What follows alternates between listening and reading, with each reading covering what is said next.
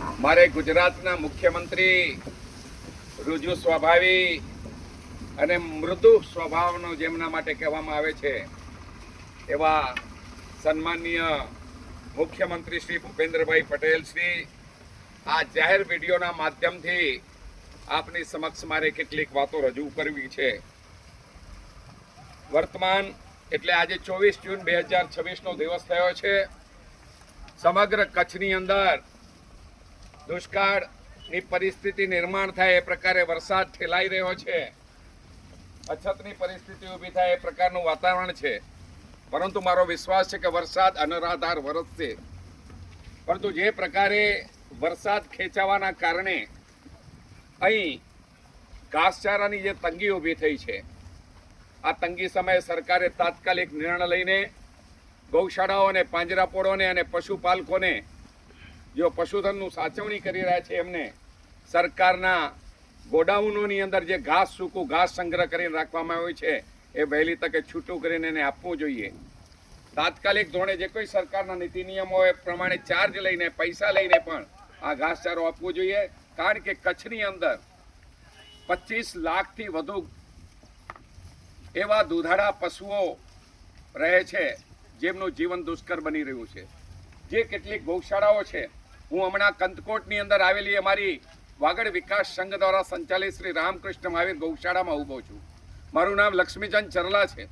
છેલ્લા 12 મહિનાથી સમગ્ર કચ્છના વાગડના રસ્તે રખડતા રઝળતા નંદી મહાત્માઓને, આંખલાઓને બચાવી લેવાનો એક સંકલ્પ લઈને અમે અહીંયા ગૌશાળાનું નિર્માણ કર્યું છે. જે કોઈ નધણિયાતી ગાય માતાઓ હોય, વાછરડા અને વાછરડીઓ હોય અને જે આંખલાઓ ગામે ગામ રખડે છે રહ્યા, આવા આંખલાઓને સાચવી લેવા 1 લાખ સુધીના નંદીઓને સાચવવાના સંકલ્પ સાથે અમે કાર્યરત છીએ. આજ સુધી 12 મહિનાથી આ પ્રવૃત્તિ ચાલુ છે. હમણાં અમારી પાસે 1869 જેટલા ગૌવંશ અહીં નિવાસ કરી રહ્યા છે. એનું લાલન પાલન થઈ રહ્યું છે. સરકારશ્રીની એક પણ પૈસાની સબસિડી કે મદદ લીધા વિના આ સમગ્ર સેવા કાર્ય ચાલે છે. પરંતુ બહુ દુઃખ સાથે કહેવું છે, છેલ્લા અઠવાડિયાની અંદર કચ્છની અંદર આ વરસાદ લંબાવાના કારણે જે પરિસ્થિતિ નિર્માણ થઈ છે એના કારણે ઘાસ મળવું મુશ્કેલ છે. આ 1868 ગૌવંશને સાચવવા માટે જે માત્રામાં મારી પાસે ઘાસ મળવું જોઈએ, આ લીલું ઘાસ હમણાં સુધી મળતું હતું. આજે મારે 6 ટ્રેક્ટરની જરૂર છે, ત્યારે 1 ટ્રેક્ટર ઘાસ આવ્યું છે.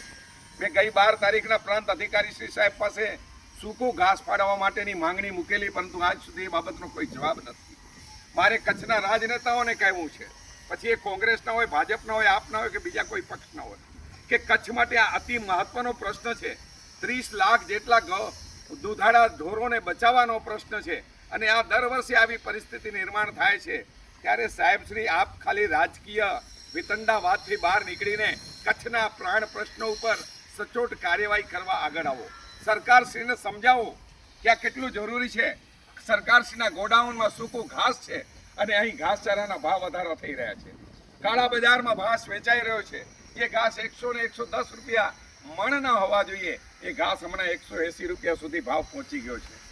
કેટલાક ખેડૂતો, હું હંમેશા ખેડૂતોની સાથે, ખેડૂતોના પ્રશ્નોની, ખેડૂતોના સમસ્યાઓની સંવેદનામાં હું હંમેશા સહભાગી હોઉં છું. પરંતુ આજે મારે દુઃખ સાથે કહેવું છે કે કેટલાક ખેડૂતો પણ ઘાસનો ખોટો વધારો કરી રહ્યા છે.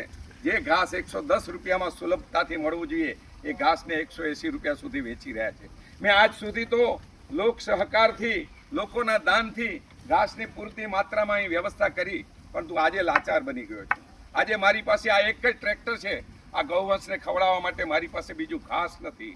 કારણ કે 180 રૂપિયાના ભાવે ઘાસ ખરીદી શકું એવી મારી સંસ્થાની શક્તિ નથી. કારણ કે અમારી પાસે કોઈ રિઝર્વ ફંડ નથી. અમે તો માત્ર દાનદાતાઓના સહારે ચાલીએ છીએ. સરકારની કોઈ પણ મદદ નથી લેતા. પણ આ પ્રશ્ન મારો એકનો નથી, મારી એક ગૌશાળા કે એક પાંજરાપોળનો નથી, આ સમગ્ર કચ્છનો પ્રશ્ન છે. જ્યારે 30 લાખ પશુઓ, દુધાળા પશુઓ કચ્છની ધરતી પર હોય અને આ પશુઓને જ્યારે સરકારે જરૂર પડી છે, દુષ્કાળ કે અછતની સ્થિતિ સર્જાઈ છે, ત્યારે મુંબઈમાં આવીને ગુજરાતના માનનીય મુખ્યમંત્રીશ્રીઓએ લોકોને સહભાગિતા કરવા માટેની અપીલો કરી છે.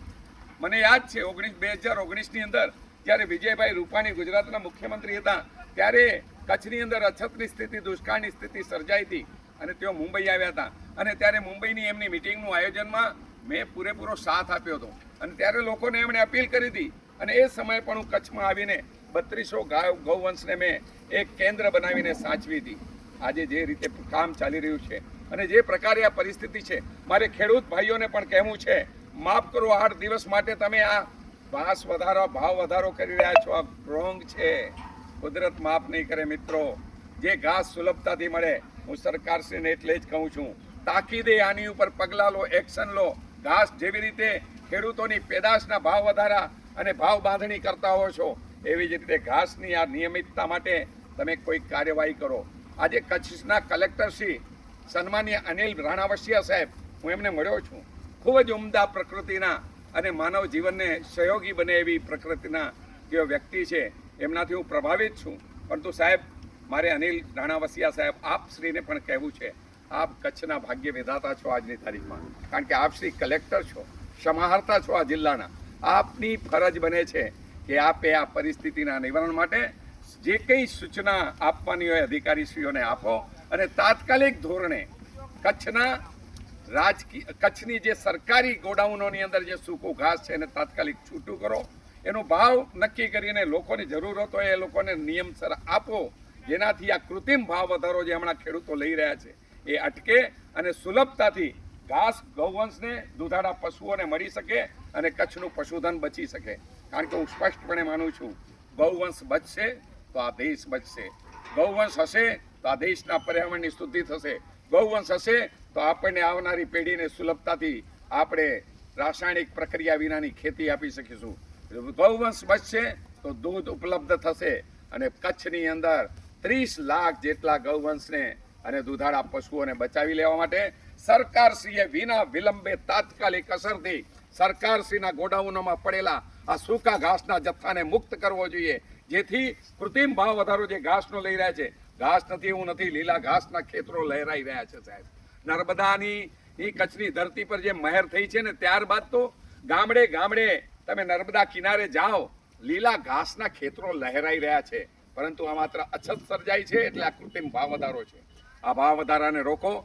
સરળતાથી ખેડૂતોને કહું છું, મારી વિનંતી છે કે ગૌવંશને બચાવી લેવા માટે તમારા ઘાસનું ભાવ નિયમન કરો અને એક મર્યાદાની અંદર રહીને. મેં 150 રૂપિયા સુધી સાહેબ ખરીદ્યું ઘાસ, પરંતુ આજનો ભાવ 180 રૂપિયા છે, પ્લસ 15 રૂપિયા ભાડું એક મણનું, એટલે 180 પ્લસ 15 એટલે 195 રૂપિયા. ક્યાંથી લાવવા આટલા રૂપિયા સાહેબ? આજે જે કંઈ અહીં ગૌવંશ 1868ની માત્રામાં મારી ગૌશાળામાં છે, આજ બીજી ગૌશાળામાં હશે, બીજી પાંજરાપોળોમાં હશે. કેટલાક પશુપાલકો પાસે 1000 500 200 300 દુધાળા ઢોરો છે. એમનું બધાનું શું થશે સાહેબ? આ એક માનવ જીવનને સ્પર્શતો મહત્વનો પ્રશ્ન છે. મારી કચ્છના સમાહર્તા કલેક્ટર સાહેબ શ્રી અનિલ રાણાવસિયા શ્રીને ખૂબ વિનયપૂર્વક વિનંતી છે, સાહેબ છૂટું કરો ઘાસ અને કચ્છના પશુધનને બચાવી લ્યો. ગુજરાત સરકાર શ્રીના મૃદુ અને મક્કમ મુખ્યમંત્રી શ્રી, આપની પાસે તો અમને આશા હોય કે ન હોય કે આપ પણ અમને નિરાશ કરશો. કચ્છના રાજકીય આગેવાનોને મારી વિનંતી, તાત્કાલિક ધોરણે કચ્છ સરકાર પર ગુજરાત રાજ્યની સરકાર પર દબાણ લાવો અને આવતીકાલથી કચ્છના ગોડાઉનોની, સરકારી ગોડાઉનમાં પડેલા આ સૂકા ઘાસના જથ્થાને છૂટું કરાવો અને કચ્છના પશુધનને આ ઘાસ સરળતાથી ઉપલબ્ધ થાય અને ખાઈ શકે એ પ્રકારેના ભાવમાં ઉપલબ્ધ થાય એ માટેની વ્યવસ્થા કરો. અમારી આ કોઈ વિડીયો બનાવીને કોઈ લોકપ્રિયતા હાંસલ કરવાનો મારો આશય નથી. હું એ સોશિયલ મીડિયાનો ઉપયોગ એના માટે કરવા પણ નથી માંગતો. હું સોશિયલ મીડિયાનો ઉપયોગ એટલા માટે કરી રહ્યો છું કારણ કે સરકારશ્રીને આપણે કહીએ ને, અધિકારીશ્રીને પત્ર લખીએ તો એનો જવાબ જ નથી આવતો 15 દિવસ, મહિનો. તો આ સોશિયલ મીડિયાની જે તાકાત છે, જે આજની વાત આજ વ્યક્તિ કરશે. તમામ કચ્છના પશુપાલકોને, પાંજરાપોળના સંચાલકોને, ગૌશાળાના સંચાલકોને મારી વિનમ્ર વિનંતી છે, જો તમે મારી વાત સાથે સહમત હો તો આપ મારા વોટ્સએપ નંબર 9867545744 પર તમારો આ સંદેશ મોકલો. એક એવી તાકાત, જનશક્તિનું નિર્માણ કરીએ જેના દ્વારા સરકારશ્રી પાસે આપણી રજૂઆત એક મજબૂત ઈરાદા સાથે વ્યક્ત થાય અને આ પ્રાણ પ્રશ્નનો ઉકેલ આવે. મારો કોઈ પણ ઈરાદો સરકારશ્રીનો વિરોધ કરવાનો છે નહીં. હું કોઈ પણ વ્યક્તિનો વ્યક્તિગત કે રાજકીય રીતે વિરોધી છું નહીં. મારા માટે આ દેશ, ભારત માતા મહત્વની છે, આ રાષ્ટ્ર માતા મહત્વની છે. ભારતના પરમ વૈભવ માટે આ જીવન કુરબાન છે. એટલે સૌને કહું છું, આનો કોઈ ખોટો અર્થ લેતા નહીં. મારે કોઈ આવનારા દિવસોમાં રાજકીય સત્તા હાંસલ નથી કરવી, પરંતુ જ્યાં જ્યાં પ્રજાને પીડનારા પ્રશ્નો હશે ત્યાં હું ચોક્કસપણે અવાજ ઉપાડવાનો પ્રયાસ કરીશ. વિનમ્રતાપૂર્વક ગુજરાતના માનનીય મૃદુ અને મક્કમ મુખ્યમંત્રી શ્રી ભૂપેન્દ્રભાઈ પટેલ અને કચ્છના કલેક્ટર શ્રી રાણાવસિયા સાહેબ, આપને વિનંતી, તાત્કાલિક એક્શન લો, આનું નિરાકરણ લાવો અને કચ્છના પશુધનને બચાવી લેવા આપની ભૂમિકા પ્રદાન કરો. વંદે માતરમ. દાડો મોજ કરે.